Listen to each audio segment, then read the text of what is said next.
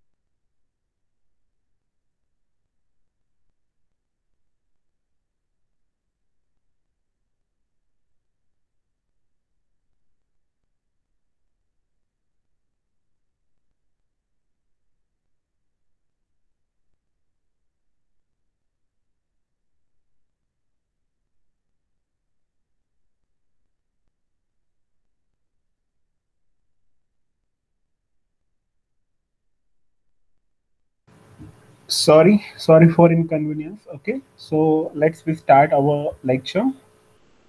Okay, so everyone knows about what I teach you. Okay, so this is our unit 4 forensic analysis. So out of this is our syllabus. So out of this syllabus, special feature of forensic analysis, then sampling, then sample storage, then sample dissolution. So all these points we have to be discussed in detail in our previous lectures. So now today we have to be discuss our new point, that is very important point, that is classification of poisons. Okay, may I audible to everyone? Hello, hello. Yes, sir. Okay, okay. If the slide is visible, Yes, sir. okay, okay. So no problem. Okay. So today we have to be discuss about our new point, that is classification of poisons. So this point is very important to us. Okay. So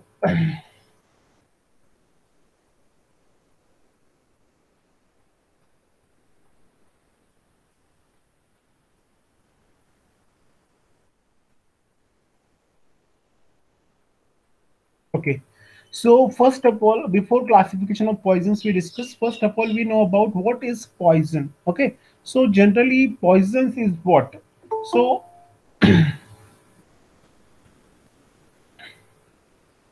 okay. So poison is an any substance which is assimilated in the living body or brought into contact with any part thereof will lead to deterioration of health or may eventually lead to death by its constitutional or local effects. की असा कुठलाही substance किंवा असा कुठलाही product किंवा substance ज्याच्यामध्ये solid असेल, liquid असेल किंवा गॅस असेल, ज्याच्यामध्ये तिघ states of matter has been covered, की any substance which is solid, liquid or gas, that is when it is assimilated, means what, when it is inserted into the body, into the living body or the brought into contact with that, किंवा त्यांच्या स्पर्श आपल्याला झाला किंवा ते आपल्या बॉडीमध्ये insert झाले. assimilated म्हणजे काय, आपल्या बॉडीमध्ये इनहेल झाले किंवा आपल्याकडनं आपल्याला इंजेक्ट झाले किंवा आपल्याकडनं खाल्ल्या गेले चुकीने, and with any part thereof will lead to deterioration of health, की ज्याच्यामुळे आपली बॉडीचे जे काही हेल्थ असेल, ती हेल्थ म्हणजे आपली हेल्थ जी असेल, that has been disturbed, deterioration has been created with that, or may eventually lead to death, किंवा त्याच्यामुळे एखाद्याचा जीव जाऊ शकतो किंवा त्याचा मृत्यू होऊ शकतो किंवा त्याची डेथ होऊ शकते. त्याच्यामध्ये जे वेगवेगळे कॉन्स्टिट्युएंट आहेत ते एखाद्या प्रॉडक्टमध्ये किंवा एखाद्या सबस्टन्समध्ये, आणि त्याचे लोकल इफेक्ट्स म्हणजे किंवा त्याचे लोकल इफेक्ट्स त्या बॉडीवरती जाणवतील, तर that consider as what poison is there. Okay, now every agent may be harmful if acting on an organism at an enough dose. तर कुठलाही जर इनफ डोस मध्ये जर असेल, ओके, म्हणजे इनफ डोस म्हणजे काय, जास्त अमाऊंट मध्ये जर तो घेतला गेलेला असेल, कुठलाही सबस्टन्स असो किंवा काय असेल, तर तो आपल्या बॉडीसाठी हार्मफुल असेल. जर आपण नॉर्मल डोस घेतला की doctor has suggested is please take this normal amount, की 1/2 tablet means half tablet you have to be get, so you may get only half. If you get an 1 tablet, 2 tablets, 3 tablets at a time, it's may creating a harmfulness to your body. Okay, so that is generally poison. So then poison may be also defined as a material which when administered, inhaled or ingested is capable of acting deadly on the human body. तसं कुठलाही substance किंवा असं कुठलंही material की जे आपल्या बॉडीमध्ये ऍडमिनिस्टर झालं म्हणजे खाल्ल्या गेलं किंवा इनहेल झालं, म्हणजे आपल्याला आपण श्वास वगैरे देतो, इनहेलेशन ज्याला म्हणतो आपण, की ते गॅसियस सबस्टन्स जर इनहेल झाले किंवा इंजेस्टेड म्हणजे आपल्याला बॉडीमध्ये इंजेक्ट केलं किंवा इंजेस्ट झालं, आणि ते is capable of acting, what is capable of acting deadly on the human body, ki they, that creates the death in the human body, that is also known as, and what, poison is there. Okay, then thus almost anything is poison. Generally कुठल्याही गोष्टी ही poison असू शकते. There is very minute difference between medicine और अ poison. आता तुम्हाला मी एक main difference सांगू इच्छितो की what is medicine and what is poison, काय डिफरन्स असेल. तर medicine in a toxic dose is a poison and a poison in a small dose may be medicine. म्हणजे काय की मेडिसिन जे असेल की ती टॉक्सिक डोस मध्ये जर असेल, that is known as an what, poison. आणि poison in a small dose may be medicine. की पॉइझन जर नॉर्मल याच्यामध्ये घेतलं आपण तर त्याला आपण मेडिसिन म्हणू शकतो, आणि जर पॉइझन किंवा मेडिसिन जर जास्त अमाऊंट मध्ये घेतली तर that is poison. That is the main difference between our medicine and a poison is there. So medicine in a toxic dose is a poison, and a poison in a small dose may be medicine. Please remind this point. This point is very important. की फार minute difference आहे poison आणि medicine मध्ये. Medicine काय असू शकते की जर टॉक्सिक डोस मध्ये जर तुम्ही एखादं पॉइझन घेतलं की ज्याची जो आपण सबस्टन्स घेतला त्या टॉक्सिक डोस असेल म्हणजे आपल्या बॉडीमध्ये टॉक्सिसिटी क्रिएट होईल, त्याला आपण पॉइझन कन्सिडर करू शकतो. And a poison in a small dose, की जर म्हणजे कुठलंही केमिकल घ्या किंवा कुठलाही सबस्टन्स घ्या, जर तो स्मॉल डोस किंवा मिनिमम क्वांटिटीमध्ये ऍज पर डॉक्टर प्रिस्क्राईब फॉर्मॅटमध्ये जर तुम्ही घेतला तर that is medicine. Okay, so please note down this known as and what, poison is there. Now according to law, the key distinction between medicine and a poison is the intent with which it is given to a person. आता काय law बद्दल म्हणजे law मध्ये काय याच्या definition दिलेले आहेत किंवा लॉ मध्ये पॉइझन विषयी काय सांगितलेलं आहे आपण ते आता इथं डिस्कस करूया. की as per law, because forensic is the field which is working on the totally based on the laws. तुम्हाला मी आधीच सांगितलं होतं की this field is very essential, and this field's importance is what, to give a conviction to criminal person, or to give the to give a justice to victim or the general victim आपण त्याला consider करतो की ज्याच्यावरती कुठला गुन्हा झालेला आहे त्याला आपण विक्टिम कन्सिडर करतो, आणि त्याला न्याय देण्याचं काम that is done by the forensic, and it is totally based on the law. लक्षात ठेवा, it is totally based on the law is there. Okay, am I audible? Hello. Yes, sir. Okay. So then, therefore, if the substance is administered with the intention to save a life, it is medicine. की एखादा सबस्टन्सचं intention असं असेल की त्या माणसाचा त्याला जीव वाचवायचा असेल तर त्याला आपण मेडिसिन कन्सिडर करू शकतो. And it is a medicine, but if it acts as an poison, if it is given with the intent to cause harm to the body. पण आणि ते त्या व्यक्तीला दिलं पण त्याच्या मागे त्याचं इंटेन्शन होतं की त्या व्यक्तीला त्याचं हार्मफुल व्हावं, किंवा तो जो काही सबस्टन्स आहे तो सबस्टन्स त्या बॉडीमध्ये गेल्यानंतर त्याची बॉडी डेड होईल किंवा त्याला हार्मनेस होईल किंवा हार्म होईल त्याची बॉडी, तर त्याची हेल्थ हार्म होईल, तर त्याला आपण पॉइझन कन्सिडर करतो. आणि मेडिसिन काय आहे की एखादं केमिकल एखाद्या व्यक्तीला दिलं की विथ इंटेन्शन इज व्हॉट, की to save the life of that person, that is medicine. आणि असं इंटेन्शन असेल की त्या माणसाला त्याचा त्रास व्हावा किंवा त्याच्यात डेथ व्हावी त्याची, त्याला आपण पॉइझन असं कन्सिडर करतो. These are the definition of the laws. लक्षात ठेवा. So a very high percentage of all the poisoning happens at home. आणि भरपूर गोष्टी अशा असतात की भरपूर गोष्टी आपल्या हाऊस होल्ड जे काही पॉइझनिंग मी तुम्हाला सांगणार आहे पुढं आपण क्लासिफिकेशन मध्ये बघूया तेव्हा तुम्हाला कळेलच. तर भरपूर अशा गोष्टी आहेत की ते आपल्या हाऊस होल्ड पॉइझनिंग म्हणजे आपल्या आपल्या आजूबाजूला त्या इझी अवेलेबल असतात. त्याच्यामध्ये तुम्ही कन्सिडर करू शकता की आपल्या घरामध्ये आपण वेगवेगळे लिक्विड वापरतो, फिनाईल असेल किंवा हार्पिक असेल किंवा त्याच्यानंतर आपल्या काही वॉशिंग पावडर्स असतात किंवा आपले क्लीनर्स असतात वेगवेगळे, टॉयलेट क्लीनर्स म्हणा किंवा आपले बाथरूम क्लीनर्स असतील किंवा काय प्लास्टिक क्लीनर्स की आपण टीव्ही वगैरे पुसण्यासाठी कॉलिन वगैरे जे काही केमिकल वापरतो. So these are the poisonous substance. They are if you are they inject or the if you are that drink that can create the harmful effect on our body. Okay, so a very high percentage of all the poisonings happen at a home. की घरामध्ये भरपूर प्रकारच्या पॉइझनिंगच्या cases होऊ शकतात. लहान मुलं आपण बघतो की त्यांना काही माहित नसतं, ते जातात बॉटल जवळ, ती बॉटल मधलं काहीतरी लिक्विड पिऊन घेतात, त्यांना कळत नाही त्यांच्यासोबत काय झालेलं आहे. ओके, म्हणजे आपल्या घरामध्ये भरपूर आपलं काळजी घेणं फार गरजेचं आहे. Okay, so this are all related to the poison. आणि अकॉर्डिंग टू लॉच्या भाषेत जर तुम्हाला पॉइझन आणि मेडिसिन बद्दल सांगायचं झालं तर लक्षात ठेवा की असं इंटेन्शन असलं पाहिजे की त्या व्यक्तीला त्याच्यामध्ये जीव वाचेल, त्याला आपण मेडिसिन म्हणतो ऍज पर लॉ. आणि अशी एखादी गोष्ट की तो सबस्टन्स त्याला दिल्यानंतर त्याची बॉडी जी असेल ती खराब होईल किंवा तिला हार्म होईल, ती किंवा त्याची डेथ होईल, that is poison. That is the definition of the laws. Okay, as per laws is there. May audible? Hello? Hello? Yes, sir. Yes, sir. Okay. Then the most common domestic products associated in poisoning cases are, की त्याच्यामध्ये बघा मी तुम्हाला काही examples देतो. की त्यामध्ये बघा तुमचे क्लिनिंग सोल्युशन्स असतील, फ्युल्स असतील, मेडिसिन्स असतील किंवा other such as glue and cosmetics products असतील. की हे सगळे प्रोडक्ट जे आहेत किंवा हे सगळे जे काही वस्तू आहेत की they R acting as an poisons and they are acting as an in a poisoning cases are there, very play an important role in the poisoning cases. की त्याच्यामध्ये बघा क्लिनिंग सोल्युशन मी तुम्हाला सांगितलं, त्यानंतर काही फ्युल्स असतील, गाडीतले फ्युल्स असतील किंवा काय, किंवा घरामध्ये काही आपण फ्युल्स ठेवतो की जनरली ते त्याला आपण हे कन्सिडर करू शकतो की आता आपल्या गाडीचं पेट्रोल डिझेल आपण भरून ठेवतो आणि ते एखाद्याने आपल्या लहान मुलांनी किंवा कोणीतरी तसं पिलं जातं. ओके, किंवा बऱ्याचशा फ्युल्सच्या केसेस होतात. त्यानंतर मेडिसिन असतात की त्या एक्सपायर्ड मेडिसिन असतात, त्या घेतल्या जातात. एखादा व्यक्ती जर इलिटरेट असेल की त्याला वाचता लिहिता येत नसेल तर बिफोर एनी टॅबलेट टॅबलेट घ्यायच्या आधी तुम्ही एक्सपायर्ड डेट बघतात. ओके, जर ती घरामध्ये काही दिवसांपूर्वी पडलेली असेल तर. मी तर ऍज इव्हन मेडिकल मधनं सुद्धा जेव्हा मेडिसिन घेतो तरी सुद्धा त्याची एक्सपायरी डेट आहे किंवा नाही, त्याचं प्रॉडक्ट काय नाही आहे का, त्यांनी दुसऱ्या गोळी दिले रिप्लेस करून, हे सगळ्या गोष्टी मी प्रॉपरली बघणं फार गरजेचं आहे. ओके, त्यानंतर काही घरामध्ये ग्लूज असतात वेगवेगळे, आपण गम्स वगैरे वापरतो किंवा काही ग्लूज असतात किंवा ते पीव्हीसीचे वेगवेगळे प्रकारचे सोल्युशन्स आपण त्यांना म्हणतो की ते ग्लूज ऍज अन ऍक्ट करतात आणि दे आर व्हेरी टॉक्सिक. लहान मुलांना कळत नाही, लहान मुलं खाऊन टाकतात. किंवा काही कॉस्मेटिक्स प्रॉडक्ट असतात आपल्या घरात की लहान मुलांना ते कळत नाही, मग ते खाऊन टाकतात. Okay, so this are the generally household poisonings किंवा त्यांना आपण डोमेस्टिक प्रोडक्ट्स म्हणतो की they are acting as an poisons in a nature. Then certain animals have tendency to secrete xenobiotic poison. आता काही जे काही वेगवेगळे अॅनिमल्स आहेत की ते अॅनिमल्स सुद्धा पॉइझन सिक्रेट करत असतात की त्याच्यामध्ये xenobiotic is the poison.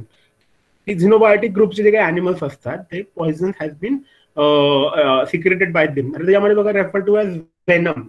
Venom मध्ये तुम्हाला माहिती असेल की स्नेक वेनम, प्रतिविष आपण म्हणजे विष त्याला म्हणतो की स्नेक वेनम, सापाचं जे काही विष असतं ते generally they has secreted by that animals. त्याच्यामध्ये वेगवेगळ्या जातीचे साप असतात, कोब्रा असेल किंवा अदर दॅन काही वेगवेगळ्या प्रकारचे नाग, आपण त्यांना मराठीत वेगवेगळे शब्द आहेत, तर ते कुठल्या जातीचे आहेत, मांडळ जातीचे किंवा अदर दॅन काय, तर ते वेगवेगळे सिक्रेशन्स ते प्रोड्यूस करत असतात किंवा सिक्रेट करत असतात त्यांच्या बॉडीमधनं आणि ते सुद्धा पॉइझन ऍज अन ऍक्ट होतं ह्युमन बॉडीवरती किंवा एखाद्या अॅनिमलवरती.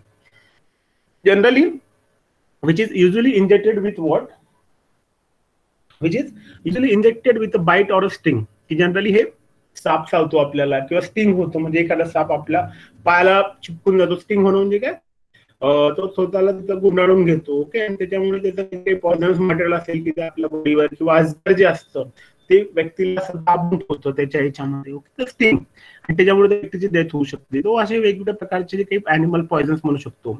त्यानंतर काही हार्मफुल इन्फेक्शियस बॅक्टेरिया असतात की काही वेगवेगळ्या प्रकारचे व्हायरस असतात, पण कोविड सिच्युएशन मधनं जातोय की Covid virus that creates an toxic effect on our body, त्याच्यामध्ये भरपूर लोकांची डेथ होते. म्हणजे that is act as an what poison is there. And some household plants can also prove to be noxious to humans and animals. आणि काही वेगवेगळ्या प्रकारचे plants असतात की ते आपल्याला कळत नाही, काही वेगवेगळ्या प्रकारचे प्लांट्स माहित नाही, आपण फ्रूट खाऊन बघतो, खाऊन बघतो. म्हणजे बरेच लोक, गावाकडचे लोक या गोष्टी घडत असतात आणि ते त्यांना टॉक्सिक इफेक्ट, काही जे पॉयझन्स असतात की ते लेट स्टेज इफेक्टिव्ह असतात, की आपण आज खाल्लं तर आपल्याला 2-3 दिवसानंतर ते जाणवतं की आणि त्याचा आपल्याला त्रास होतो. तर असे वेगवेगळ्या प्रकारचे पॉयझन आपल्या आजूबाजूला असतात किंवा आपण त्याच्या रिलेटेड केसेस जे असतील ते आपल्याकडे येऊ शकतात. Okay, so this is general about to poison is what. माझ्यामध्ये सगळ्यांची तुमची कन्सेप्ट क्लिअर झालेली असेल पॉयझन बद्दल, की हाऊस होल्ड पॉयझन्स काय असतात, त्यानंतर अॅनिमल पॉयझन्स काय असतात, त्याच्यानंतर what is poison as per law, according to law, what is difference between medicine and poison is there, then how to generally how to generally effect has been produced by the different poisons on our body. So all this we have to be discussed here. So our main point is what poison and its classification. So now what is poison information center. आता की poison ची माहिती कोण आपल्याला provide करत असतं हे लक्षात ठेवा, की हा प्रॉडक्ट पॉयझन आहे किंवा नाही, त्याचा लिथल डोस, त्याचा इफेक्टिव्ह डोस कुठला आहे, की जर ते कमी अमाऊंट मध्ये घेतलं तर दॅट इज मेडिसिन, आणि ते जास्त याच्यावरती जर गेलं म्हणजे लिथल डोसच्या वरती गेलं तर त्याच्यामध्ये काय होऊ शकतं की त्या व्यक्तीची डेथ होऊ शकते. तर याची जी इन्फॉर्मेशन आपल्याला देत असतात की that is very you must to know. So national poisons information centre has been establish in AIIMS, New Delhi. New दिल्लीला जे काही एम्स हॉस्पिटल आहे किंवा एम्स जे काही संस्था कार्यरत आहे ती आपल्याला जनरली पॉयझन्स बद्दल, national poison information centre has been establish by in AIIMS in New Delhi, की तिथे त्यांनी ते सेंटर हे केलेलं आहे, एस्टॅब्लिश केलेलं आहे. आणि ते सेंटर आपल्याला it uses computer software on poisons Intox. बघा लक्षात ठेवा, that is compiled by WHO.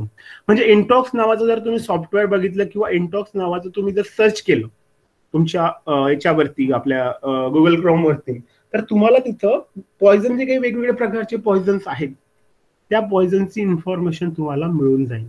And that is compiled by WHO, जी वर्ल्ड हेल्थ ऑर्गनायझेशन आहे त्यांनी ती कंपाइल केलेलं ते सॉफ्टवेअर आहे, लक्षात ठेवा. ओके, मैं Audible? Hello.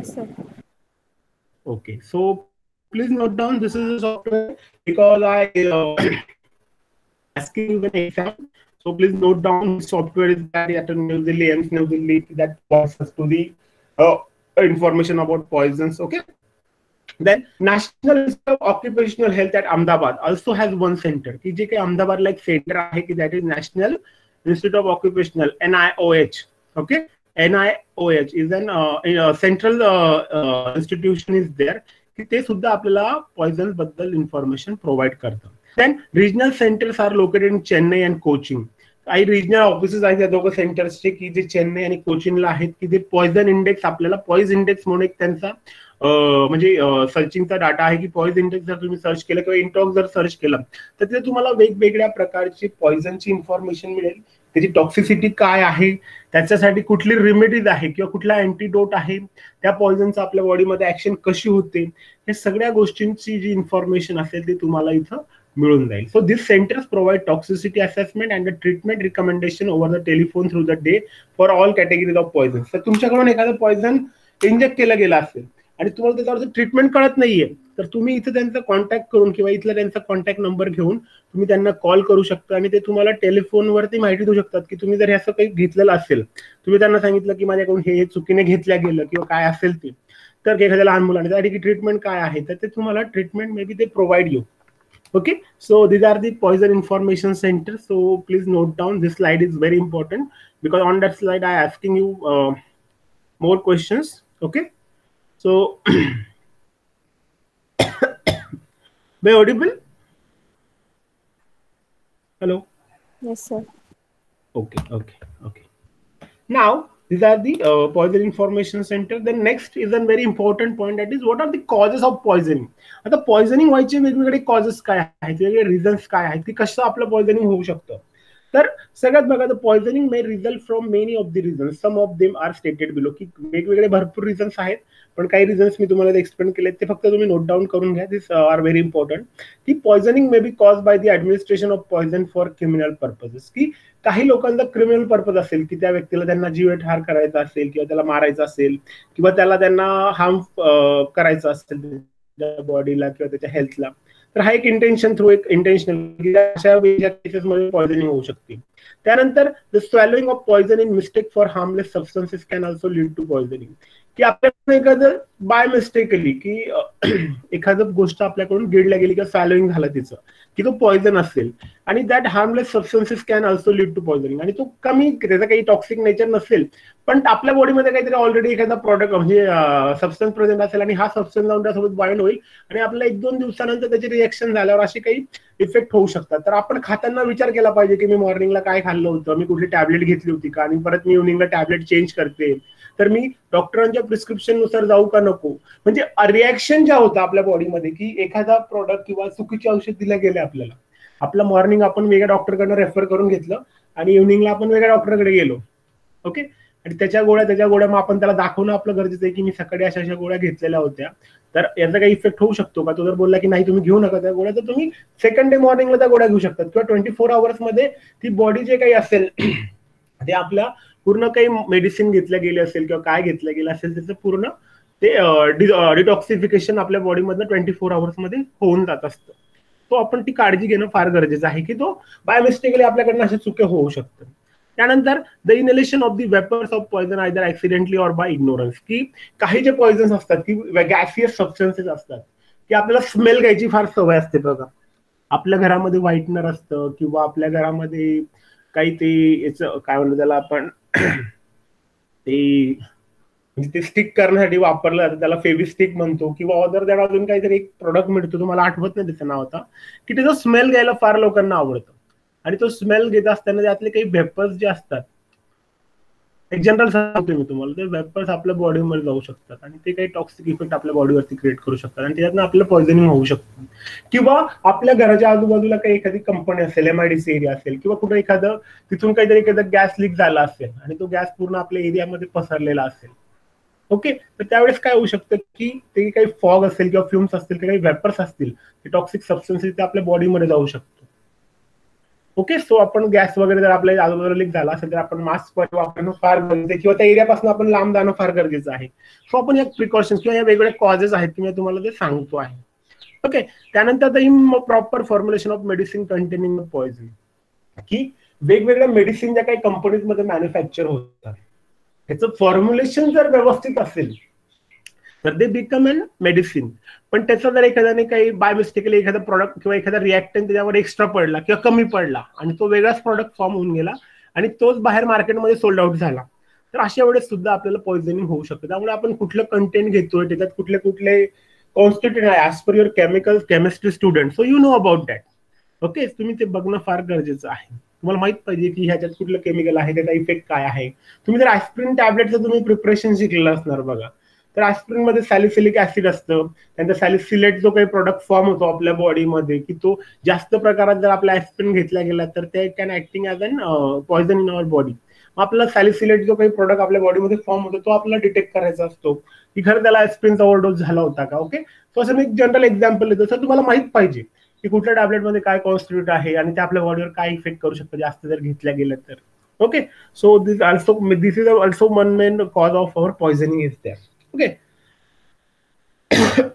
Then the accidental intake of large dose of medicine containing a poison. आता काही नजर चुकीने आपल्याकडनं काय होतं, की आपण गोळी घेतलेली असते, आणि आपण विसरलेलो असतो की मी घेतली का नाही, आणि आपल्याकडनं परत चुकीने गोळी घेतली जाते, आणि तो लार्ज डोस होऊन जातो, म्हणजे एक्स्ट्रा डोस त्या गोळीचा आपल्या बॉडीमध्ये होऊन जातो, आणि अशा वेळेस आपल्याकडून बाय मिस्टेकली म्हणजे आपल्या बॉडी सोबत ते पॉइझन ऍक्ट होऊ शकतो. सो आपण काळजीपूर्वक गोळी घेतली का नाही, म्हणजे म्हाताऱ्या लोकांचा मी तुम्हाला विषय सांगतोय, की ते ओल्ड एज पर्सन असतात, की त्यांना लक्ष नसतं की मी गोळ्या घेतल्या का नाही घेतल्या असं त्यांनी, पण ते विसरून गेलं असतं मी घेतल्या का नाही, ते कन्फ्युज असतात, आणि ज्याच्याकडनं परत एखादी गोळी घेतल्या जाते, तर ऍक्सिडेंटल इंटेक त्याला आपण म्हणतो, की नजर चुकीने आपल्याकडून एक्स्ट्रा घेऊ शकतो.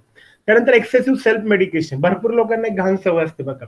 घाण सवय म्हणजे कशी, की ते स्वतःच डॉक्टर झालेले असतात, आणि ते स्वतःच जातात मेडिकलवर, हा मला ही डिस्प्रिन द्या, ऍस्प्रिन द्या, मला ॲरिथ्रोमायसिन द्या, मला पॅरासिटामॉल द्या, असं द्या तसं द्या. अरे टेक अ सजेशन, म्हणजे प्रिस्क्रिप्शन आपण घेतलं पाहिजे. म्हणजे आपल्या काय सवय होऊन गेली असते घाण, की माझं डोकं दुखतं मी रात्री गोळी घेतली की मला सकाळी एकदम फ्रेश वाटतं. ते तुम्हाला काय होतं माहिती का, तुम्हाला त्याचा एक ऍडिक्शन जे म्हणतो आपण, त्या गोळीचं ते ऍडिक्शन तुम्हाला झालं असतं, की मला ती गोळी घेतल्याशिवाय मला झोपच नाही लागत किंवा मला बरंच नाही वाटत. सो हे जे काही एक्सेसिव्ह सेल्फ मेडिकेशन जे आपण घेत असतो, तर that also causes of the poisoning is there. Okay, so this is very important. त्यानंतर ऍडिक्शन ऑफ ड्रग्स, की काही लोकांना ड्रग्सचं जे असतं ते ऍडिक्शन झालेलं असतं. ऍडिक्शन इन द सेन्स की बघा, भरपूर म्हाताऱ्या लोकांना असं वाटतं, मी आजच्या लेवलला बघितलंय, माझ्या आजूबाजूला बरेचसे लोक आहेत. माझा आवाज येतोय सगळ्यांना? हॅलो हॅलो हॅलो, मी हो सर. ऑडिबल? हो ओके हो ओके सर. Okay okay.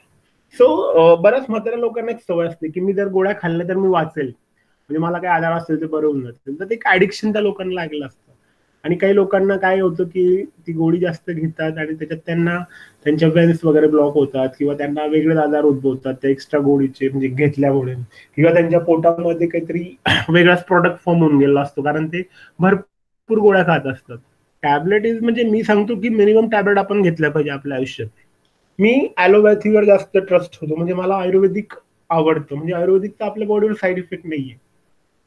लक्षात ठेवा, जर आयुर्वेदिक प्रॉडक्ट तुम्हाला खाता आले, म्हणजे मी एक जनरल सांगतोय तुम्हाला माहिती, की गोळ्या गोळ्या नुसत्या गोळ्या खाऊन उपयोग नाहीये, काही आयुर्वेदिक प्रोडक्ट्स पण आपण खाल्ले. आणि आपली सगळ्यात जास्त मेन जी काही सिस्टीम असते ती इम्युनिटी सिस्टीम.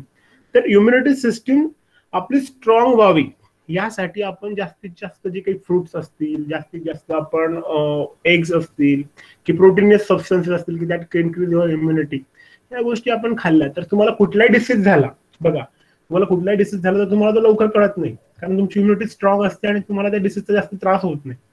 त्यामुळे इम्युनिटी बुस्टर वरती फोकस करा. आणि आयुर्वेदिक असेल किंवा घरातले जे काही आपण प्रॉडक्ट खात असतो, की एग्स असतील, नॉनव्हेज असेल किंवा फ्रुट्स असतील, ड्राय फ्रुट्स असतील, याच्यावर आपण फोकस केला पाहिजे, की कुठला घटक आपली इम्युनिटी स्ट्रॉंग करू शकतो. आता कोविड सिच्युएशन मध्ये आपण बघतोय, की आपण सध्या बघतोय, तर ते डॉक्टर लोक आपल्याला सजेस्ट करतात की तुम्ही इम्युनिटी वाढवा.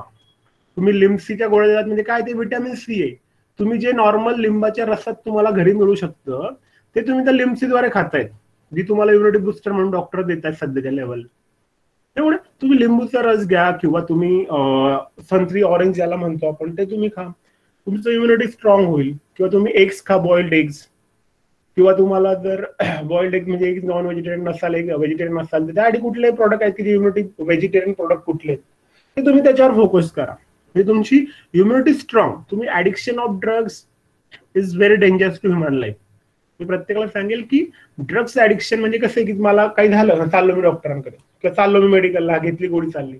बरेच लोक आहेत असे आपल्या सोसायटीमध्ये की त्यांना गोळ्या घेतल्याशिवाय झोप लागत नाही आजच्या लेवलला. काही लोकांना झोप यावी म्हणून गोळ्या घ्याव्या लागतात. बघा, विचार करा तुम्ही. त्यामुळे मी प्रत्येकाला सांगेल की आपल्या बॉडीला कुठल्याही गोष्टीचं ऍडिक्शन होऊ नका देऊ. So these are different causes of the poison, की आपलं एक जनरल डिस्कशन चाललेलं आहे की पॉयझनिंगचे कॉजेस काय असतात. तर हे वेगवेगळे कॉजेस असू शकतात. ओके, बाय ऍक्सिडेंटली किंवा बाय मिस्टेकली किंवा जे काही क्रिमिनल पर्पज असेल, ते वेगवेगळे कॉजेस आपण बघतोय सध्या. Okay, so please increase your immunity, then you have not to take any type of the drugs is there for your resolving your health issue. If your immunity is strong, then no one disease you have to be affected by them. कुठल्या आजार तुम्हाला effect करू शकत नाही तुमची immunity strong असेल तर. मॉर्निंगला जर तुम्ही एक लिंबू किंवा हाफ लिंबू जर घेतला आणि थोडं हॉट वॉटर घेतलं, तुमचं इम्युनिटी ते इन्क्रीज करून टाकतं. Because vitamin C strong in म्हणजे लेमन. विटॅमिन सीचा जो काही जास्त घटक असतो तो लेमन मध्ये असतो. लेमन, ऑरेंज ज्युसेस किंवा संत्री असेल किंवा मोसंबी असेल. आणि ते सगळ्यात जास्त पॉवरफुल आहे आपल्यासाठी आजच्या लेवल. आपण म्हणतो आंबट खाल्लं की मला त्रास होतो, हे होतो, नाही, दॅट इज रॉंग. तुम्ही लिंबूची सव, म्हणजे मी तर माझा डेलीच चालतं, मी तुम्हाला सांगतो जनरली, मला अजून पण वाटलेलं नाही की कोविड काही डिसीज आहे किंवा मला काही त्याचं म्हणजे माझ्या माइंडमध्ये सुद्धा नाही आलं की मला काही इन्फेक्शन झालंय का बाबा मला त्याच्याविषयी. म्हणजे की बऱ्याच लोकांना जाणवलं असेल की सर्दी झाली, खोकला झाला, म्हणजे मला कोविड इथं नाही झालं. मला अजून सुद्धा मागच्या 1.5 वर्षात, 1-1.5 वर्ष होण्यात आलं त्या गोष्टीला, कोविडच्या सिच्युएशनला, मला अजून पण वाटलेलं की मला कोविड झाला म्हणून. म्हणजे सर्दी वगैरे हा प्रकारच नाही. त्यामुळे आपली विटॅमिन सी किंवा increase your immunity. If your immunity is strong, then you have not any effect on your body. त्यामुळे ड्रग्स वगैरे तुम्हाला ऍडिक्शन लागण्याची गरज नाही. मी भरपूर म्हाताऱ्या लोकांना सांगतो की तुम्ही फ्रुट्स का, मेडिकलवरती पैसे घालवण्यापेक्षा 500-1000 रुपयाची औषधे आणण्यापेक्षा तुम्ही फ्रूट आणा. Fruit is the best source. तुम्ही फ्रूट खा, तुम्हाला सांगतो तुम्हाला कुठला आजार होत नाही. रामदेव बाबा तुम्हाला माहिती, तो फक्त फ्रूटचा ज्यूस घेतो खाण्यासाठी किंवा पिण्यासाठी. त्याची आज पण तुम्ही हेल्थ बघा, तो वाटत नाही त्याचा एज की 60+ आहे म्हणून. Only fruit. सो बघा, थोडा विचार करा की ऍडिक्शन ऑफ ड्रग्स आपल्या आजूबाजूला कोणत्या लोकांना सवय लागला असेल तर त्यांना समजावून सांगा. That is awareness about the health to them through you by me. Okay, so please focus on that की ड्रग्सचं कुठल्याही प्रकारचं ऍडिक्शन आपल्या बॉडीला होता कामा नाही. आपल्याला ते आपल्या घरातल्यांना कोणाला व्हायला नको. त्यानंतर नेक्स्ट जे कॉज आहे की बाईट बाय पॉयझनस ॲनिमल, की वेगवेगळे पॉयझन मी तुम्हाला सांगितलं की कोब्रा नाग असेल किंवा काय मांडूळ साप असेल किंवा त्याच्यानंतर काही कॅथ्रकेट्स नावाचा एक साप असतो, आपण बघणार आहोत पुढे अॅनिमल पॉयझन मध्ये. तेव्हा ते वेगवेगळ्या प्रकारचे पॉयझनस ॲनिमल्स असतात की ते आपल्याला चावून गेले असतात किंवा चावतात. किंवा आपला स्कॉर्पिओन असतो की आपण त्याला विंचू म्हणतो, स्कॉर्पिओन. तर हे जे काही वेगवेगळे हे पॉयझनस ॲनिमल आपल्याला चावले तर this is one cause of our poisoning is there. Okay, then food infected with bacteria or their toxin. आता दिस इज व्हेरी इम्पॉर्टंट की फूड इन्फेक्टेड म्हणजे काय की वेगवेगळे जे काही आपण जर रात्री भाजी केलेली असेल आणि ती रात्रभर घरात पडलेली असेल, आपण तिला कोल्ड स्टोरेजला ठेवलं नसेल म्हणजे फ्रीजला वगैरे ठेवलं नसेल, ती खराब होऊन गेलेली असते. त्याच्यामध्ये वेगवेगळ्या प्रकारची बुरशी आलेली असते किंवा आपण त्याला वेगवेगळ्या प्रकारचं म्हणजे त्याच्यामध्ये काही मायक्रो ऑर्गॅनिझमची ऍक्टिव्हिटी परफॉर्म झालेली असते आणि ती भाजी खराब झाली असते. ती भाजी आपल्याकडून जर चुकीने खाल्ल्या गेली किंवा भाकरी असेल, चपाती असेल 2 दिवसाची शिडी, ओके, तर असे इन्फेक्शन होऊ शकतं due to viruses or the toxins which are secreted by the different types of the bacteria, microorganism. त्यानंतर वेगवेगळ्या प्रकारचे बॅक्टेरिया म्हणजे हे असतात, व्हायरसेस असतात. व्हायरस म्हणण्यापेक्षा आपण बॅक्टेरिया कन्सिडर करू की एक प्रकारचे बॅक्टेरिया की त्यांचं इझिली ग्रो ऑन दे, म्हणजे त्यांना जर काही कुल नाही, आपण जर फ्रीज मध्ये नाही ठेवलं कुठली गोष्ट ती खराब होऊन जाते. आपलं दूध बघा तुम्ही, जर दूध तुम्ही फ्रीजला नाही ठेवलं, तापवलं तरी त्याला सकाळी मॉर्निंगला आणि दिवसभर ते वरती पडलेलं राहिलं तर दॅट इज डिस्टर्ब किंवा ते खराब होऊन गेलं असतं मायक्रो ऑर्गॅनिझममुळे. सो आणि ते आपल्याकडनं पिल्या गेलं किंवा खाल्ल्या गेलं चुकीने, ओके, थोडं फार खराब वाटतंय, मला जास्त काही खराब नाही, मी खाऊन घेतो, तर याच्यामुळे सुद्धा आपल्याला पॉयझनिंग होऊ शकते. So these are the different causes of the poisoning are there. Okay, समजलं प्रत्येकाला? कोणाला काही अडचण याच्या आतापर्यंत जे आपण घेतलं ते? Hello? No sir. Okay, okay, okay. So now our main point is there, our syllabus point, that is classification of poison, which is very important. So now what is poison? आता आपण poison मी तुम्हाला आधीच सांगितलं introductory part त्याच्याबद्दल, पण पुन्हा एक definition तुम्ही टाकलेली बघा की poison may be defined as a substance which when administered, inhaled or ingested is capable of acting deleteriously on the human body. की असा कुठला सबस्टन्स किंवा असा कुठला प्रॉडक्ट की जो पॉयझन असेल की जो आपल्या बॉडीमध्ये गेल्यानंतर म्हणजे ऍडमिनिस्ट्रेट झाला किंवा इनहेल झाला किंवा इंजेस्टेड झाला, म्हणजे आपल्या बॉडीला आपण इंजेक्ट केला तो इंजेक्शनद्वारा, and that capable of acting as an deleteriously effect. Deleteriously म्हणजे काय की टू क्रिएट डिटेरियरनेस, म्हणजे आपल्याला आपल्या बॉडीवरती हार्मफुल इफेक्ट क्रिएट झाला, डिटेरियरनेस म्हणजे on the human body. That is known as an what poison is that. Almost everything can be a poison, म्हणजे प्रत्येक गोष्ट जी आहे की एव्हरीथिंग बघा तिथे नोट डाऊन केले की almost everything can be a poison. की त्याच्यामध्ये कुठलाही घटक येऊ शकतो की तो पॉयझन मे बी असू शकतो. ओके, सो ही इन्फॉर्मेशन रिपीट झालेली आहे बघा. पॉयझन आणि मेडिसिनचा डिफरन्स तो मी तुम्हाला वरती सांगितलेलाच आहे. त्यानंतर काही पॉयझन इन्फॉर्मेशन सेंटर्स आहेत की जे वीस प्रोव्हाइड्स, ते आपण वरती बघितलेच. आता नाव आपलं there are many reasons for poisoning, example as bite by poisonous animal then etcetera, की जे आपण वरती पण तुम्हाला मी रिझन सांगितले. ते आपला जो मेन पॉईंट आहे that is classification of poisons can be done according to the mode of action and the second one is a chemical nature. की क्लासिफिकेशन आहे पॉयझनचं दोन पहिला जो फॅक्टर आहे that is mode of action, की त्या कुठल्या घटकाची किंवा त्या कुठल्या सबस्टन्सची आपल्या बॉडीमध्ये ऍक्शन काय होऊ शकते, मोड ऑफ ऍक्शन काय असू शकते, त्याच्या बेसिसवर एक टाइप आहे.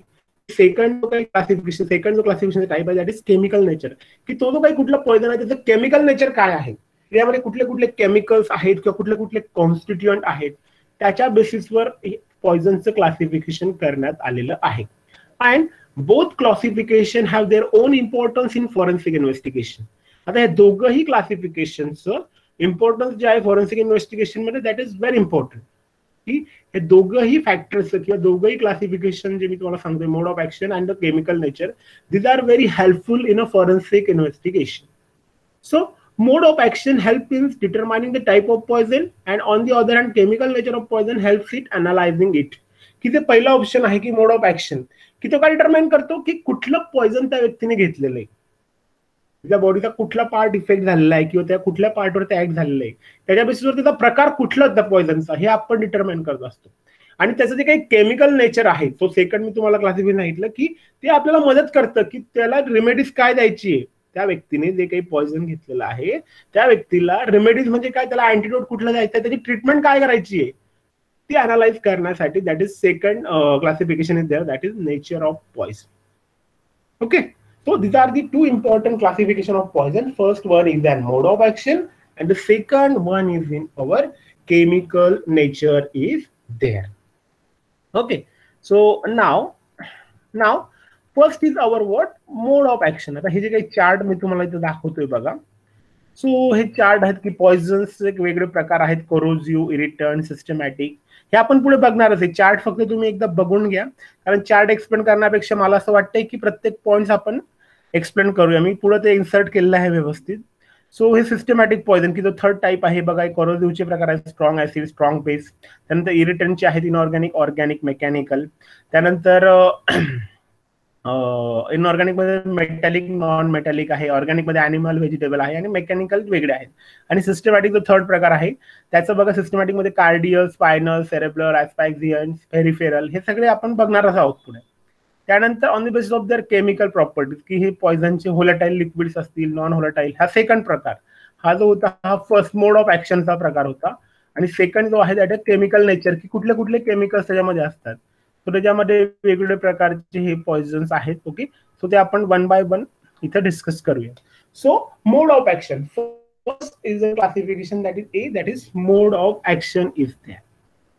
Okay, my audible? Hello hello. Yes, sir. Yes, sir. Okay. So mode of action is what? A mode of action defines a functional or anatomical modification at the cellular level that's stemming from the exposure of a living organism to a material or a substance. की mode of action defines काय करतं classification of poison मध्ये, की functional or anatomical modification at the cellular level, की एखादं poison आपल्याकडनं घेतलं गेलं तर ते आपल्या बॉडीमध्ये इन्सर्ट झालं, इनहेल झालं किंवा इंजेक्ट झालं. ते झाल्यानंतर त्याचा इफेक्ट आपल्या कुठल्या बॉडीच्या पार्टवरती झालेला आहे, कुठल्या सेलवरती झालेला आहे, कुठल्या एखाद्या पार्टवरती, म्हणजे हँडवर झालाय किंवा पायावर झालाय किंवा स्टमकवर झालाय किंवा लिव्हरवर झालाय किंवा स्प्लिनवर किंवा किडनीवर, स्मॉल इंटेस्टाईन, लार्ज इंटेस्टाईन, किंवा आपला इसोफॅगस वरती झालाय, किंवा आपला जो काही हार्ट आहे त्याच्यावरती झालाय, ज्याला आपण कार्डियक पॉइझन्स म्हणतो, किंवा आपलं लिव्हर असेल त्याच्यावरती झाला असेल. ओके, सो कुठल्या बॉडी पार्टवरती जो झालेला आहे that is all study in a mode of action. आणि त्याचं जे काही हे असेल की तो काही कुठला तो सबस्टन्स होता की तो स्पेसिफिकली जाऊन त्या पार्ट वरती ऍक्ट होणार होता, that all study has been done in a mode of action. Okay, कळालं प्रत्येकाला की defines a functional or anatomical modification at the cellular level that stemming from the exposure of living organism to a material or a substance, की जे काही substance किंवा material केलेलं आहे तो सबस्टन्स किंवा ते मटेरियल त्या बॉडीवरती कसं एक्सपोज झालेलं आहे, किंवा त्या पर्टिक्युलर पार्टवरती कसं एक्सपोज झालेलं आहे, किंवा कुठल्या सेलवरती ऍक्ट झालेला आहे, तो ओव्हरऑल स्टडी जो काही आपण करतो. आणि त्याच्यावरनं आपण ठरवत असतो की what is the type of that poison, की त्या पॉइझनचा प्रकार कुठला आहे, त्या बॉडी पार्टवर जर ते इफेक्ट झालेला असेल. आपण जे काही टेस्टिंग करतो, आपण ब्लड टेस्टिंग करतो, आपण युरिन टेस्टिंग करतो, किंवा आपण आपला ओमिटिंगचा जो पार्ट हे करतो, टेस्टिंग करतो आपल्या ह्या केसेसमध्ये, टॉक्सिकॉलॉजीच्या केसेसमध्ये, किंवा अदर दॅन मी तुम्हाला अजून सांगू शकतो की आपलं जे काही गॅस्ट्रिक ज्युसेस असतात किंवा स्टमक वॉश असतो तो आपण स्टडी करतो. आणि त्याच्या बेसिसवर तो कुठल्या पार्टवर इफेक्ट झालेला आहे त्याचा आपण जनरली स्टडी करत असतो. आणि तो स्टडी झाल्यानंतर आपण ठरवतो की या पॉइझनचा प्रकार काय आहे. ओके, त्याचं अनालिसिस करतो. म्हणजे that is all depend on the mode of action is that. Then, in comparison, a mechanism of action describes such changes at the molecular level, किंवा असे काही आपण तुलनात्मक दृष्ट्या अनालिसिस करत असतो, कम्पॅरेटिव्हली स्टडी करत असतो की हा जो काही ऍक्शन झालेली आहे ह्या पॉइझनची आपल्या बॉडीवरती, ते काही आपल्या that such changes at the molecular level, म्हणजे सेल्युलर लेवल असेल. Cellular level it is nothing but it is considered also an molecular level is there, की काय जे काही आपल्या बॉडीमध्ये वेगवेगळ्या प्रकारचे मॉलिक्युल्स असतील किंवा जे काही सेल्स असतील की that are prepared by the different types of the molecules or the atoms are there. Okay, आणि ते कुठल्या लेवलला त्याचं ऍक्टिंग झालेलं आहे ते आपण कम्पॅरेटिव्हली स्टडी करत असतो की that is harmful dose or not, that is minute dose or not. Okay, so या सगळ्या गोष्टी ज्या आहेत आपण that all are study on the basis of the mode of action, की त्या कुठल्या पॉइझनची किंवा त्या कुठल्या सबस्टन्सची आपल्या बॉडीमध्ये ऍक्शन काय आहे, कुठल्या पार्टवर एक्झॅक्टली दे कॅन अफेक्ट, कुठल्या सेलवरती दे कॅन अफेक्ट, किंवा कुठल्या एखाद्या टिश्यू असेल किंवा काय असेल किंवा एखादा पार्ट असेल इंटरनल ऑर्गन्स मधला, की spleen, liver, kidney, small intestine, large intestine, oesophagus किंवा आपलं स्टमक असेल. ओके, अशा कुठल्या पार्टवर तो ऍक्ट झालेला आहे त्याचा ओव्हरऑल स्टडी जो असेल that has been done in the mode of action. Okay, everyone has got this point. प्रत्येकाला समजते की what is the classification of the poison. This is the first, that is mode of poison. कोणाला काही अडचण याच्यात please ask me. Hello,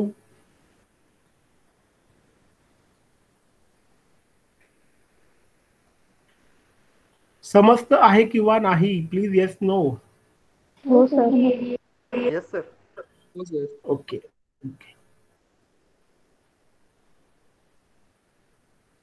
okay, so that is known as an what?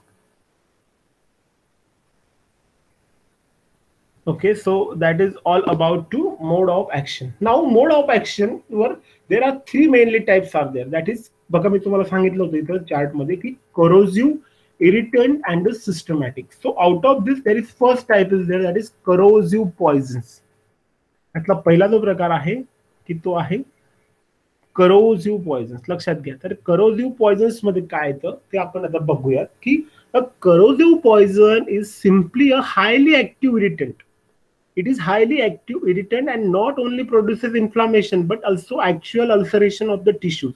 की हे जे काही corrosive poisons असतात ते आपल्या बॉडीमध्ये फक्त इन्फ्लामेशनच क्रिएट नाही करत, म्हणजे आपलं जळजळच नाही होत, तर अल्सरेशन, जे काही टिश्यूज वेगवेगळे पार्ट असतात त्यांच्यामध्ये ulcer has been created. Ulceration म्हणजे काय होतं की तिथला एखादा जो काही टिश्यूचा पार्ट असेल तो जळून गेला असतो. अल्सरेशन म्हणजे काय, तो कुठेतरी त्याला लालसरपणा आला असतो, तो काय कुठेतरी त्याला थोडासा हीट प्रोड्यूस झाली असते आणि तिथं अल्सरेशन क्रिएटेड झालं असतं.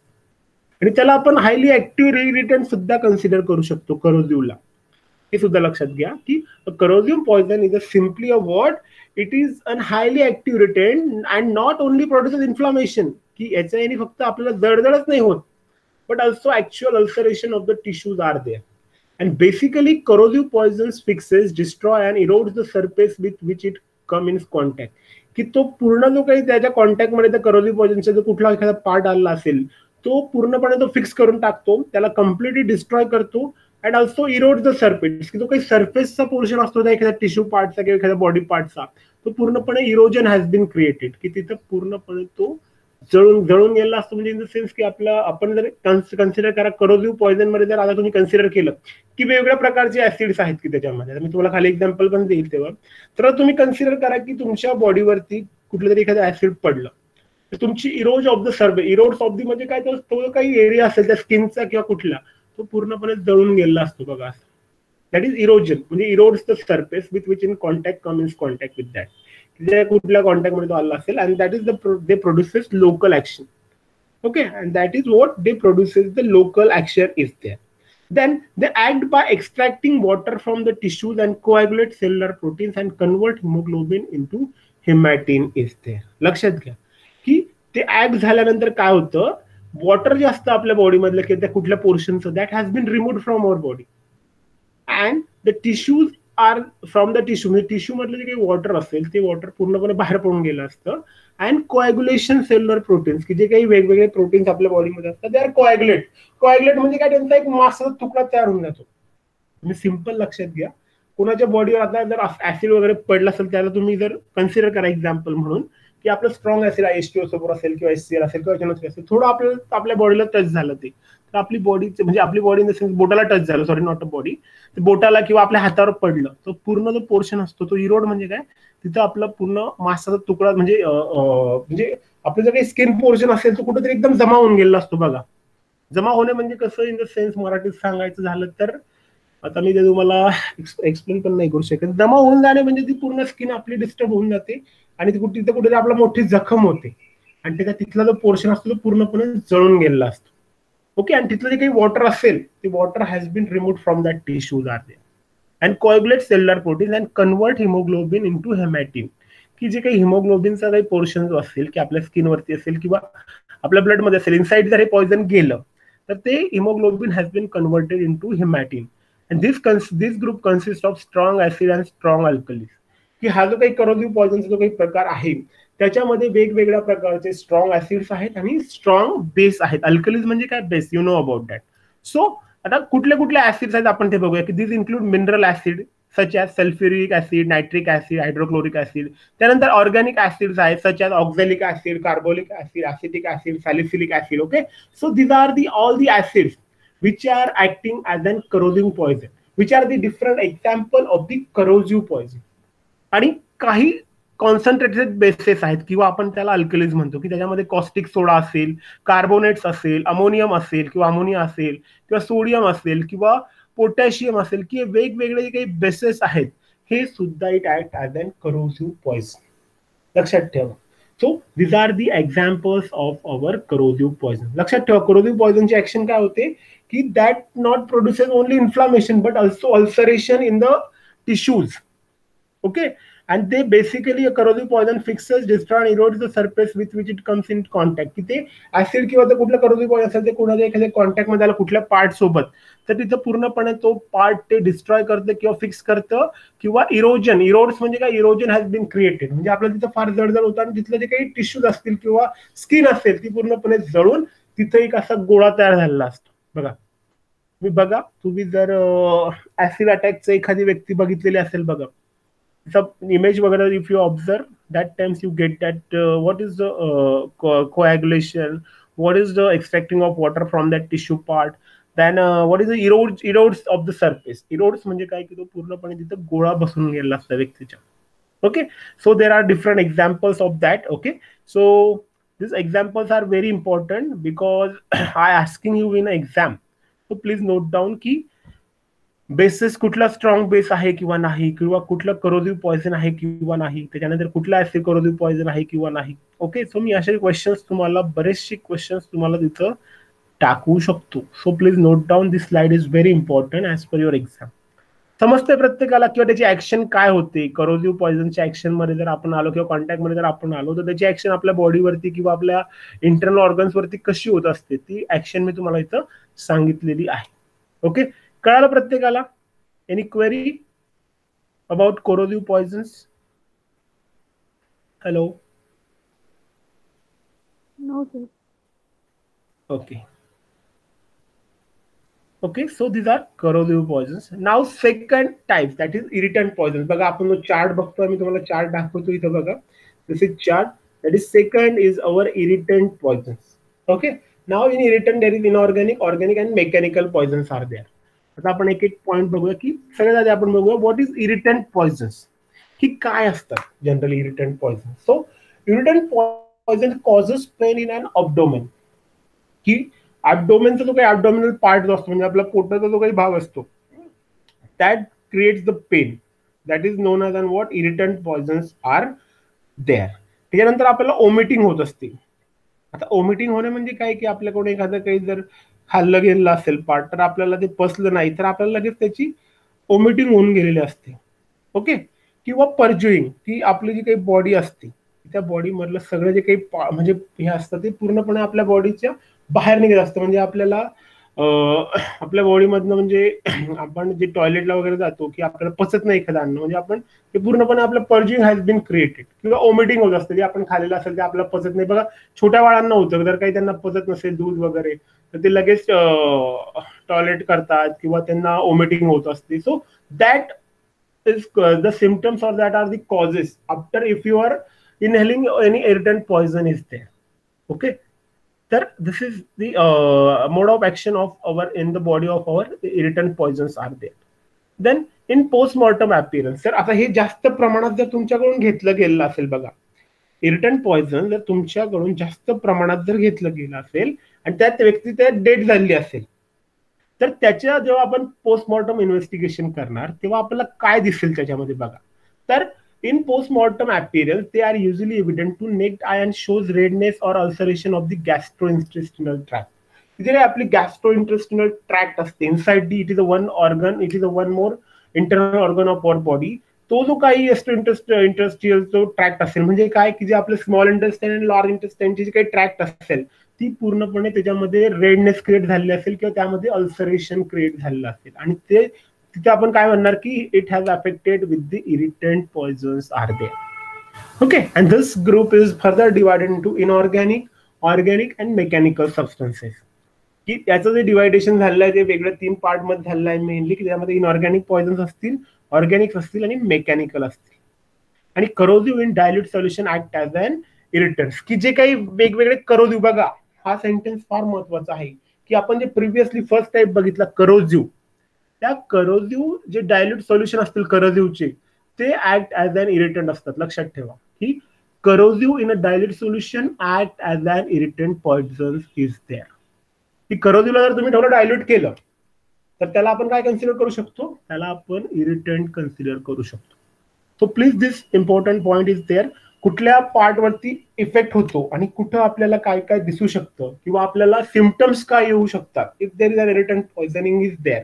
So these points we have to be covered in the second type of the irritant poison is there. Okay, समजते प्रत्येकाला what is irritant poison?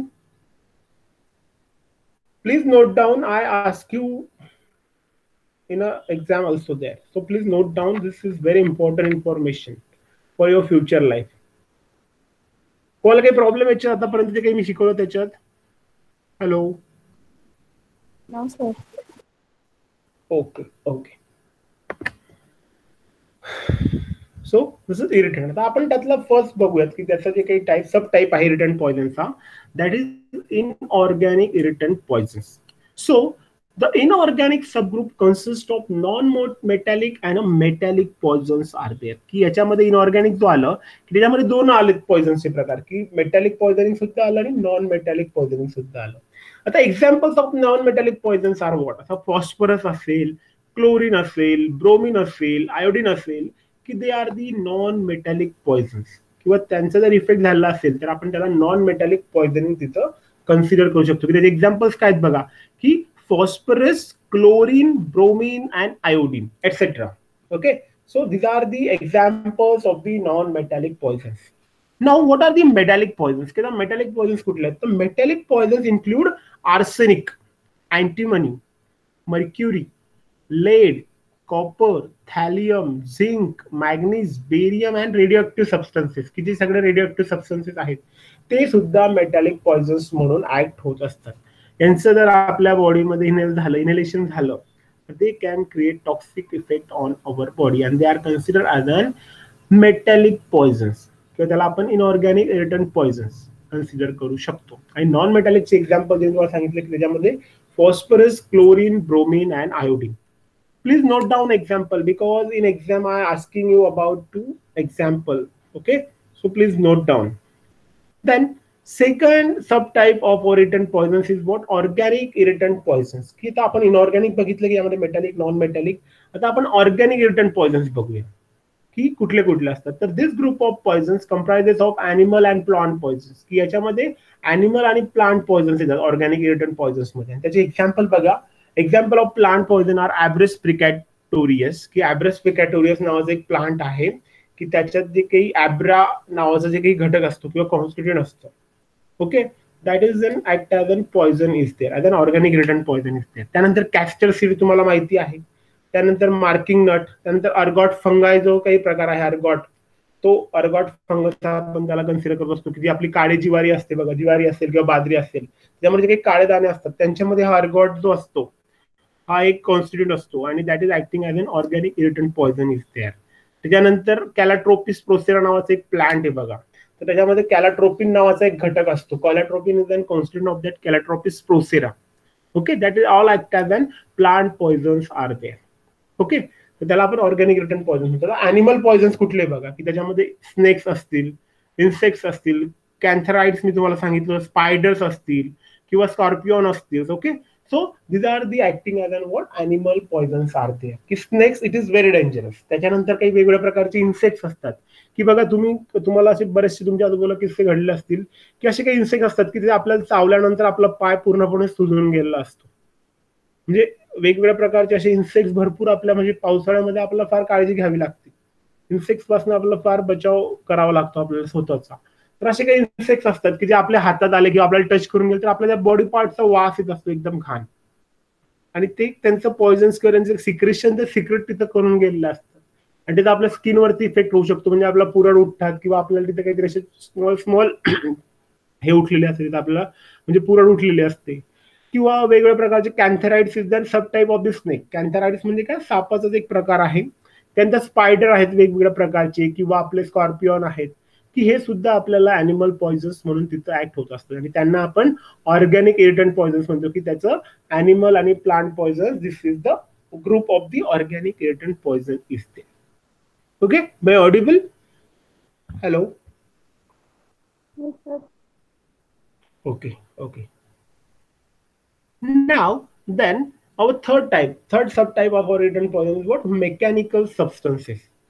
ही काही मेकॅनिकल सबस्टन्सेस आहेत की जे आपल्या आजूबाजूला पडलेले असतात, आणि ते सुद्धा आपल्याला ऍज अन इरिटंट पॉइझन म्हणून ते ऍक्ट होत असतात आपल्या बॉडीवरती. की this group of includes coarsely powder glass. की बघा आपल्या आजूबाजूला जर ग्लास मटेरियल किंवा ग्लासचं दुकान असेल बघा, आणि तिथे continue small small amount of ते ग्लास कट करतात, त्याची पावडर तिथे उडत असते बघा. तर ती पावडर जर आपल्या कोणी झाली चुकीने, तर त्याचा आपल्या बॉडीवरती इफेक्ट होऊ शकतो, आणि तो ग्लासचा स्मॉल पार्ट आपल्या एखाद्या वेन्सला मध्ये जाऊन कट करू शकतो, इतका तो स्ट्रॉंग असतो. आणि that is they creating an irritant poisoning is there. म्हणजे त्याला आपण मेकॅनिकल सबस्टन्स म्हणू शकतो. किंवा चॉप्ड हेअर, म्हणजे आपले कट केलेले जे हेअर्स असतात, ते हेअर जर आपल्याकडून चुकी करून आपल्या बॉडीमध्ये किंवा आपल्या हिनेल झाले, म्हणजे बॉडी इन द सेन्स की आपल्याकडून तोंडाद्वारे ते मध्ये गेले. मग आपण कटिंग करतो बार्बरकडे, तेव्हा आपण तोंड लावून ठेवतो की आपल्या तोंडात केस वगैरे जायला नको, किंवा आपल्या माउथ मध्ये केस वगैरे जायला नको.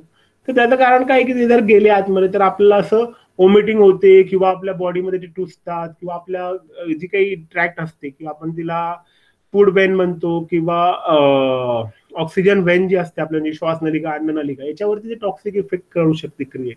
आपला म्हणजे श्वास ते स्टॉप करू शकतो. असे चॉप हेअर्स ते वेगवेगळे हे असतात. त्यानंतर dried spongy and diamond dust, की काही वेगवेगळ्या प्रकारची डायमंड डस्ट असते बघा. की डायमंडची काही आपल्या म्हणजे आपल्या एरियात नाहीये, पण दॅट इज तिथे कुठं फॅक्टरीज असतात डायमंडच्या वगैरे, किंवा काही जे काही प्लांट्स असतात वेगवेगळे डायमंड प्रिपेअर करायचे, तिथे हे आपल्याला पावडरी सबस्टन्सेस किंवा अशा प्रकारचे स्पॉन्जी सबस्टन्सेस तिथे दिसतात, आणि ते आपल्याकडून नजर चुकीने होऊ शकतात. आणि ते सगळे they are coming in the mechanical substances of the subtype of irritant poison is there.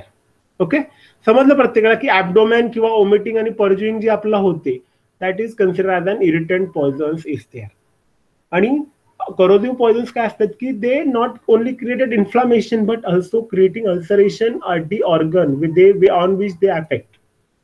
Okay, so this is the second type, that is irritant poison, and it has main subtypes. There is inorganic irritant poisons, organic irritant poisons, and some mechanical substances. Okay, any problem? Any problem for these three points? No, sir. Okay. No, sir. Okay, so this is a classification of the organic poison. That is first subtype, that is mode of action, and on the basis of mode of action there is three mainly types. There is then corrosive, irritant, and the systematic. Out of three we have to be two are discussed here, corrosive and the irritant. Now we have to be moved towards the third point, that is systematic poisons. Okay, systematic poisons means what? आता आपण ते बघूयात की systematic poisons, the class of poison directly affects the main organs of the body system, and therefore they are referred to as a systematic poisons. की आपल्या बॉडीमध्ये जे काही वेगवेगळ्या सिस्टीम रन करत असतात, की सर्क्युलेटरी सिस्टीम असेल, आपली रेस्पिरेटरी सिस्टीम असेल, किंवा आपली डायजेस्टिव्ह सिस्टीम असेल, आणि त्याच्यामध्ये काही वेगवेगळे जे ऑर्गन्स असतात बघा, त्याच्यावरती जाऊन हे जे काही पॉइझन, सिस्टमॅटिक पॉइझन मी तुम्हाला सांगतोय, ते जाऊन त्या वेगवेगळ्या पार्टवरती किंवा त्या सिस्टीम वरती अटॅक करतात किंवा इफेक्ट करतात. So it's called as an what?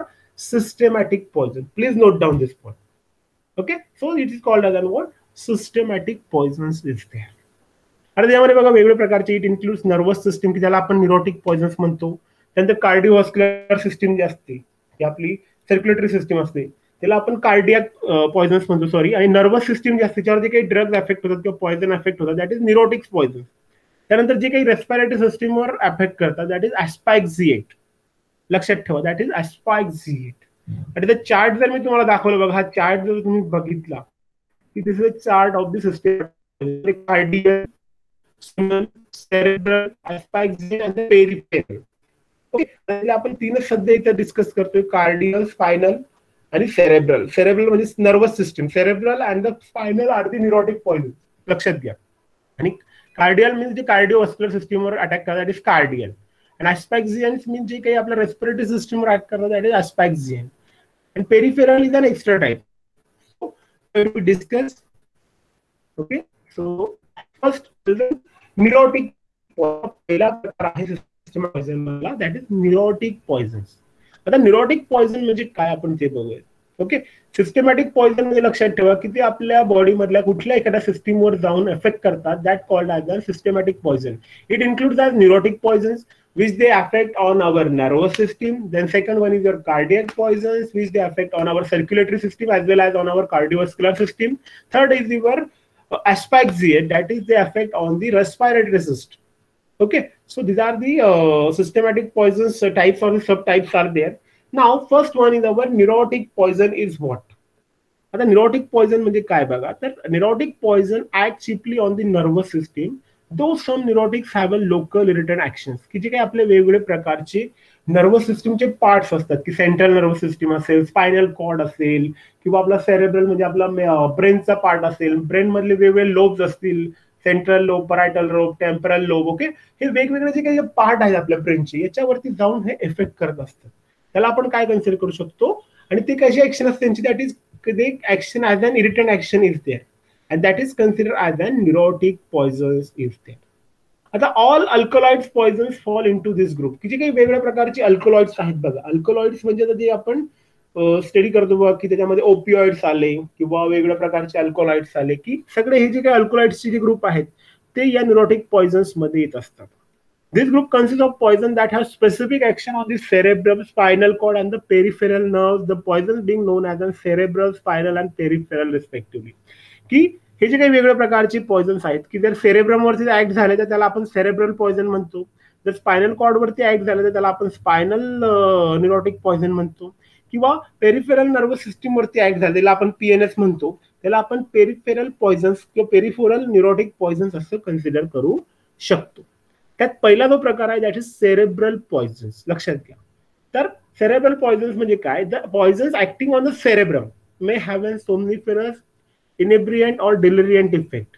की लक्षात घ्या की सेरेब्रम जो काही पार्ट आहे, तुम्हाला माहिती असेल की आपल्या ब्रेनचा तुम्ही स्टडी केलेला असेल बघा 12th स्टँडर्डला. बायोलॉजी तुमच्यापैकी भरपूर मुलांचं असेल किंवा झूलॉजी पण असेल, तर तुम्ही ब्रेनचं स्ट्रक्चर बघितलेलं असेल बघा. बघितलंय प्रत्येकाने, किती वेट असतं आपल्या ब्रेनचं, कोणी सांगू शकेल? येस, ब्रेनचं वेट किती असतं, कोणी सांगू शकेल? 13 to 1400. 13 to 1400 gram. Very good. की 1300 ते 1400 ग्रॅम आपल्या ब्रेनचं हे वेट असतं. ओके, आणि त्याच्यामध्ये एक सब पार्ट असतो बघा आपला लोअर्स्ट पोर्शनला, की ज्याला आपण सेरेब्रम म्हणून कन्सिडर करत असतो, की त्याला आपण छोटा मेंदू आपण त्याला जनरली कन्सिडर करत असतो, की मोठा मेंदू आणि छोटा मेंदू. तसं आपलं एक सेरेब्रम नावाचा एक त्याला आपण छोटा मेंदू कन्सिडर करत असतो, की तो ते जे पॉइझन्स आहेत की सेरेब्रल पॉइझन्स ज्याला आपण कन्सिडर करतोय, की ते या पार्ट वरती जाऊन एफेक्ट करत असतात.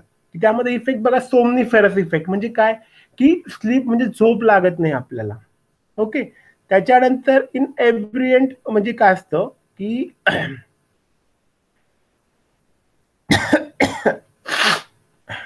की जे काही वेगवेगळ्या प्रकारचे अल्कोहोल असतात, की आपण अल्कोहोल घेतलं की त्याचा इफेक्ट काय होतो आपल्या बॉडीवरती, की आपण काय होत असतो की ते आपल्याला दारू पिल्यानंतर ते आपल्याला चढत असते, म्हणजे काय आपण झोपेच्या नशेत जात असतो, म्हणजे आपल्याला स्लीप इंड्यूस करतात आणि आपली स्लीप जी असते ती स्टॉप झालेली असते कुठेतरी, आणि ती स्लीप इंड्यूस करायचं काम किंवा जे काही असतात हे वेगवेगळ्या प्रकारचे एक सेरेब्रल पॉयझन्स करत असतात.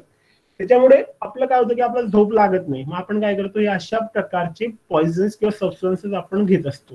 आता इनेब्रियंट म्हणजे काय की अल्कोहोल जो असतो की दॅट क्रिएट्स अ स्लीप, की आपण जर अल्कोहोल घेतलं तर भरपूर लोकांना झोप लागत नाही. बघा, आपण तुमच्या घरात दोन म्हणजे कोणी ना कोणी दारू पित असेल त्याला विचारा की दारू का पितो, तर तो म्हणतो मला टेन्शन आहे आणि मला झोप लागत नाही, मग मी दारू घेतली की मला रिलॅक्स फील होतं आणि मग मी झोपलेला असतो. सो हे जे काही पॉयझन्स आहेत किंवा सेरेब्रल पॉयझन्स आहेत की दे कॅन वॉट, की ते आपल्याला झोप किंवा आपल्याला they can move away from the tension, की आपण टेन्शन मध्ये असलो आणि हे जर आपण पॉयझन्स किंवा सबस्टन्सेस जर आपण घेतले, अल्कोहॉइड्स असतील किंवा ऑपिओइड्स असतील, हे सबस्टन्स जर आपण घेतले, ओके, तर हे सबस्टन्स आपल्याला काय करतात माहिती आहे का, की आपल्याला they detach from our tension problem, की आपल्याला ते आपल्या टेन्शन प्रॉब्लेम पासून डिटॅच करतात, आपल्याला झोप आणतात. ओके, इनएब्रियंट म्हणजे. आणि डिलेरियंट इफेक्ट म्हणजे काय, की वेगवेगळ्या प्रकारचं म्हणजे आपल्याला झोपच लागत नाही, म्हणजे generally deliriant effect in means what, की आपल्या बॉडीला आपल्या बॉडीचं कंट्रोल राहत नाही, म्हणजे कसं की आपण विचार करतो, खूप विचार करतो आणि त्याच्यामध्ये टेन्शन येतं आणि झोप लागत नाही. मग आपल्याला डिलेरियंट म्हणजे काय, तुम्ही असं फील करत होता की मला कसं तरी होतंय किंवा काय, डिलेरियंट effect.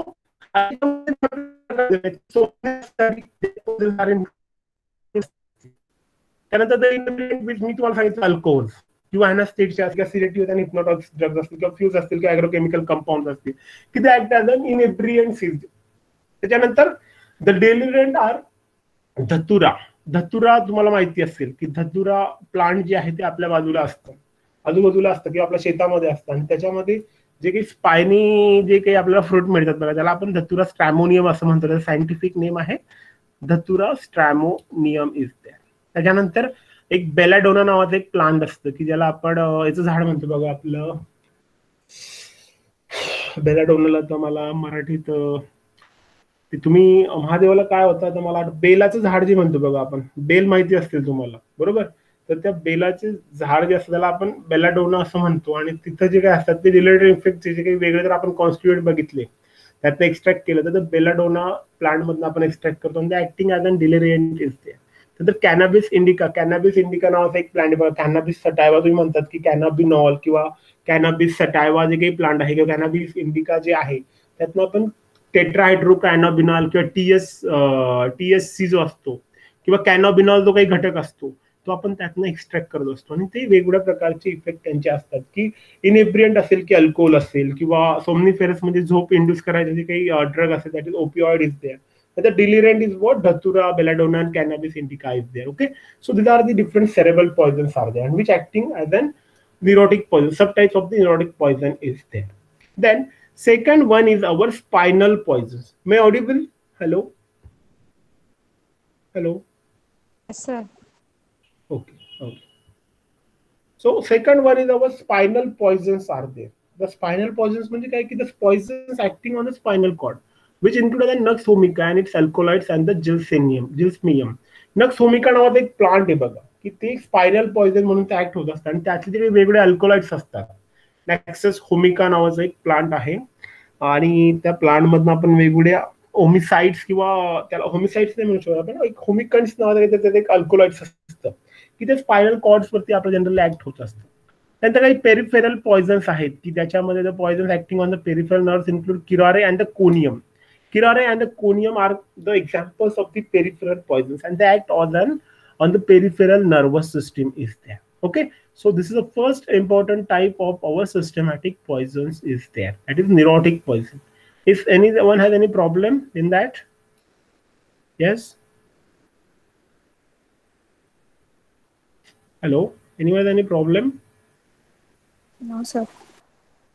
Okay, so I think our lecture period is also over and you all not bored. तुम्ही बोर झाला नाही पाहिजे, त्यामुळे आपण इथे स्टॉप करूयात. ओके, समजते प्रत्येकाला मी काय शिकवतोय ते?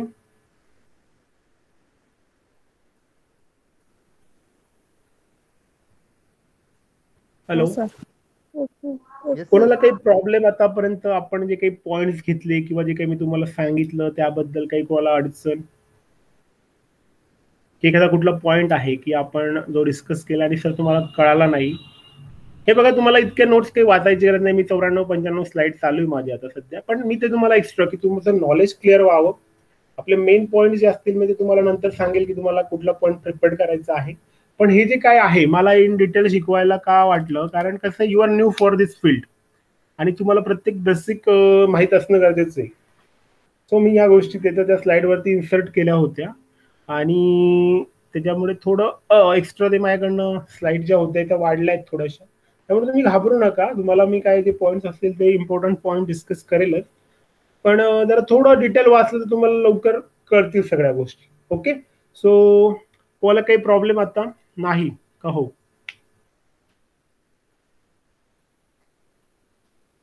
Yes, Nikhil, Sagar, Neelam,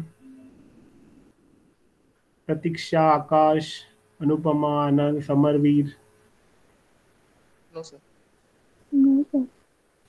okay okay, किंवा आनंद असेल किंवा कोण आहे अजून, मिनल. No sir. कोणाला काही problem? No sir. No sir. Okay okay, त्यानंतर Rutuja, Srushti. No sir. Okay okay okay okay, so ठीक आहे, आपण इथे स्टॉप करूयात. बाकी जो रिमेन पोर्शन असेल तो आपण उद्या घेऊयात. उद्या आपण सेम टायमिंगला घ्यायचं का मॉर्निंग घ्यायचं early? Your choice. Hello, same timing चालेल, ठीक आहे, आपण उद्या पण 12 ते 1च घेऊयात. आणि कोणाला काही अडचण असेल तर विचारत चला, कारण this is new field to you all. मला सगळ्यांना नवीन आहे, त्यामुळे थोडं